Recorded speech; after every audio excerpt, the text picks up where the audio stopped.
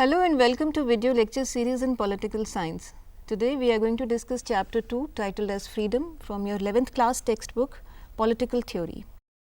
For understanding, we have divided this chapter into 4 parts. We have already started this chapter by understanding what is meant by freedom, and we have taken some example of prominent personalities such as Nelson Mandela, Suu Kyi and Mahatma Gandhi, and we have discussed how these people laid down their lives for the value of freedom. Today we will discuss what freedom means or how do political scientists define freedom. Let's begin. Simply stating, freedom is a condition which enables individuals to develop their potential and capabilities without any fear or constraints. Freedom is understood as absence of constraints upon an individual's thought or action. It means to have minimum restrictions placed upon the individuals so that they can make their choices freely and act according to their will. A free society is one that enables its individuals to pursue their interest without any fear or restraint. Freedom is autonomy, that is, to decide about one's own destiny. But total or complete absence of constraint can also lead to chaos, anarchy or disorder in society, which can lead to lawlessness. That is, there is no law prevailing or people are not bound by any law. Everyone does whatever he or she feels like.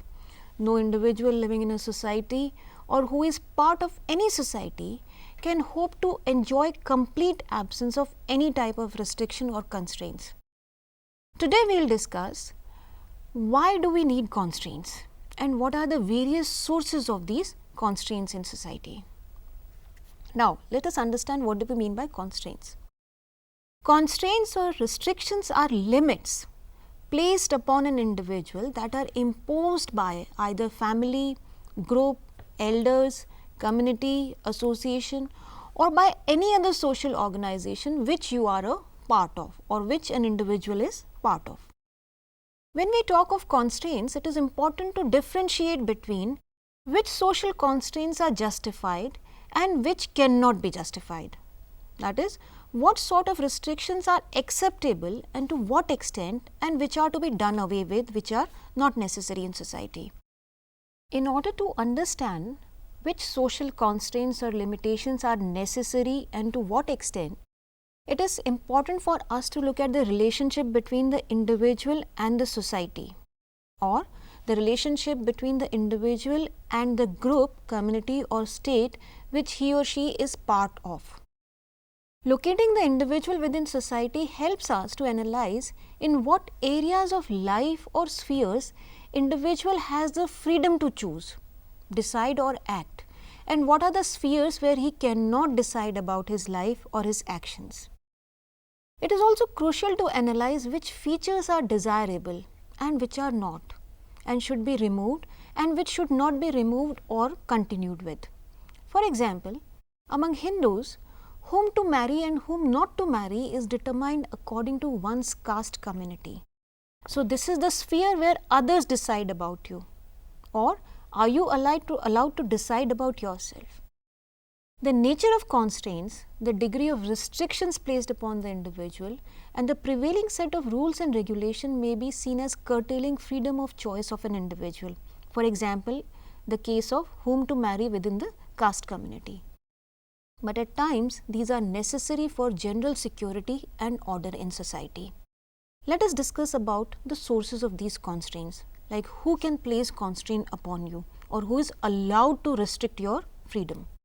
The first point is that restrictions on freedom of an individual can be placed by government, which is a legitimate agency. An individual may be citizen of a free nation or independent nation, yet he is not completely free. He is bound by the law of that country. He is bound by the constitution that gives him certain set of rights and also demands certain set of duties to be fulfilled towards the nation as a citizen, the nation to which he belongs. Such restrictions operating in the form of law are mostly formal and legal in nature.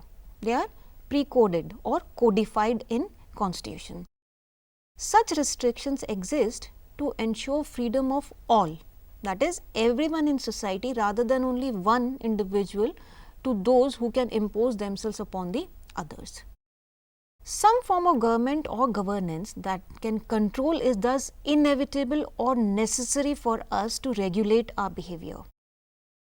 If the government is democratic, then the members of the state can exercise or retain some form of control over the people who rule over us. Otherwise, it becomes highly authoritative, where people cannot raise their voice against the government and the government does whatever it wants to do.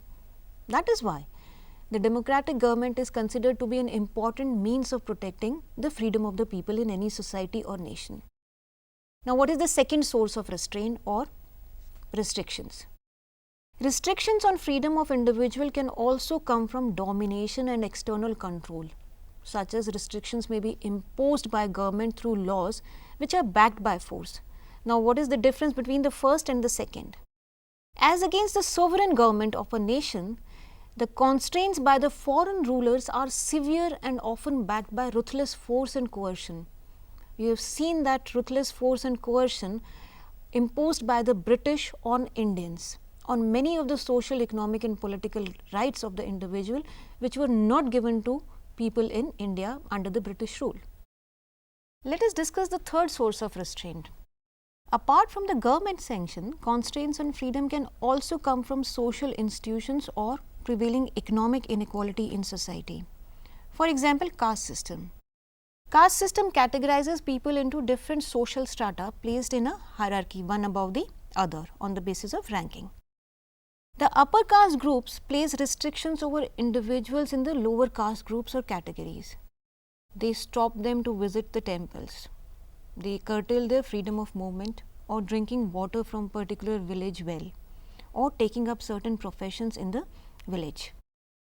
Now, you must have read in history that social reform movement along with freedom struggle was a movement to bring about social change in the traditional social structure of Indian society, and it challenged caste inequality and domination.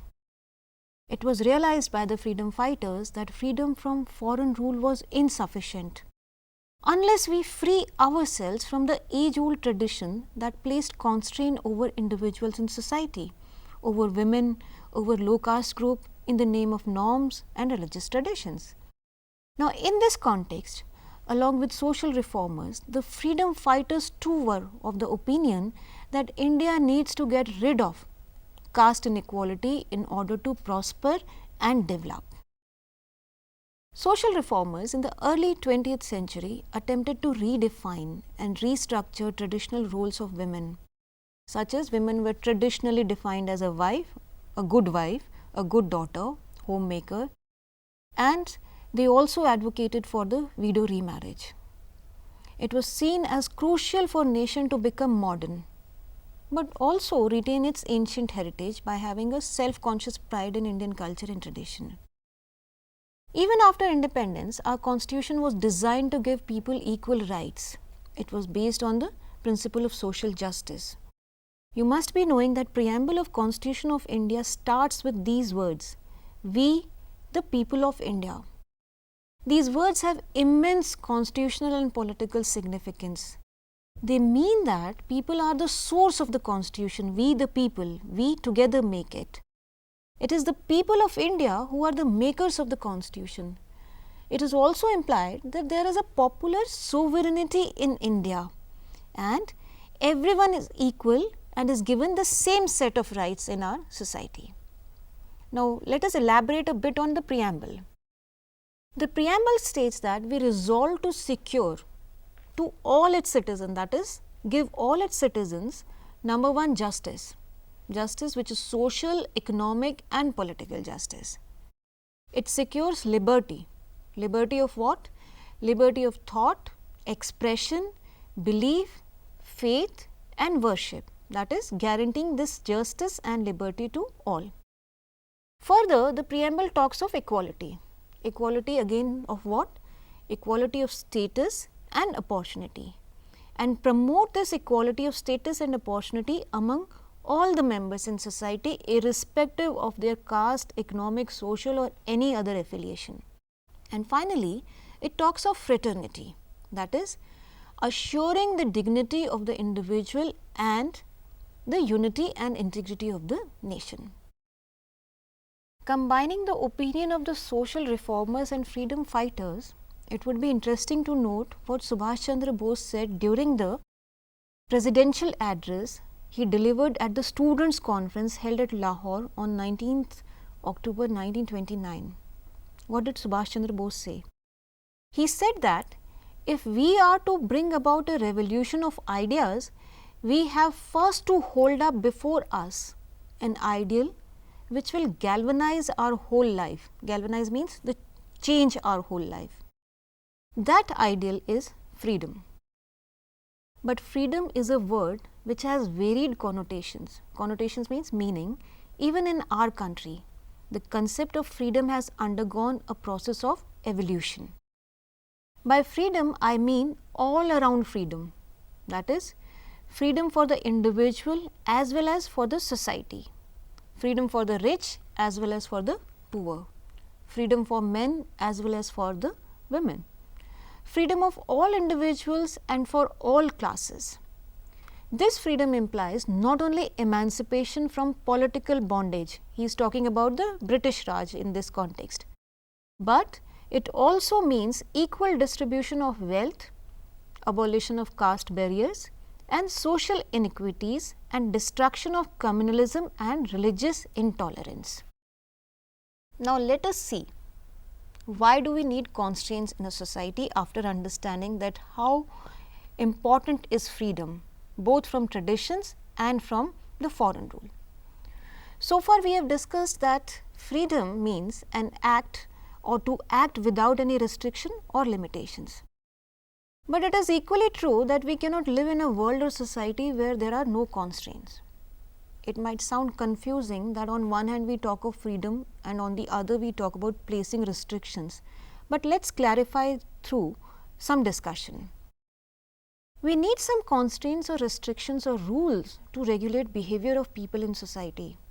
Otherwise, society will descend into chaos. These constraints can be laws or rules governing our behavior in everyday life, prescribed by governmental agencies, groups, association, communities or families.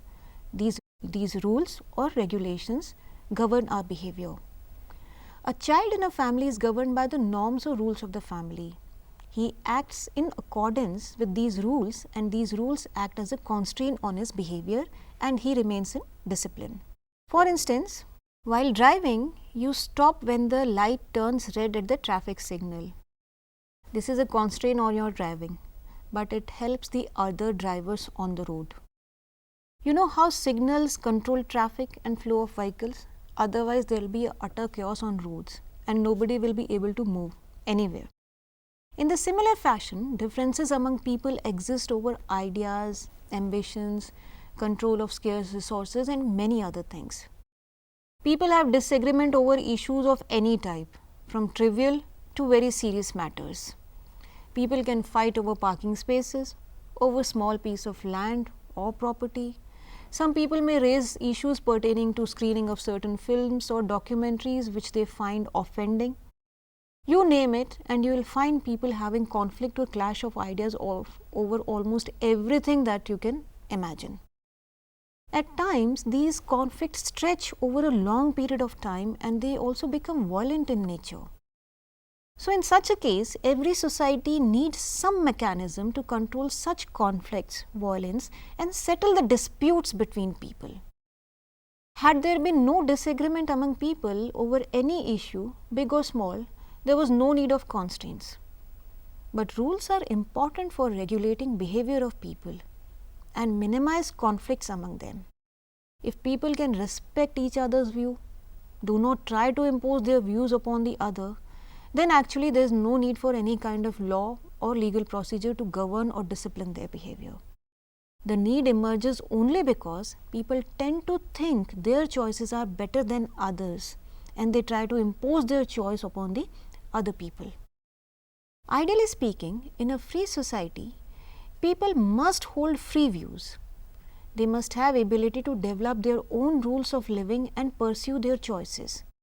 But this type of free society can exist only when there are some basic minimum rules governing these societies and people's behavior.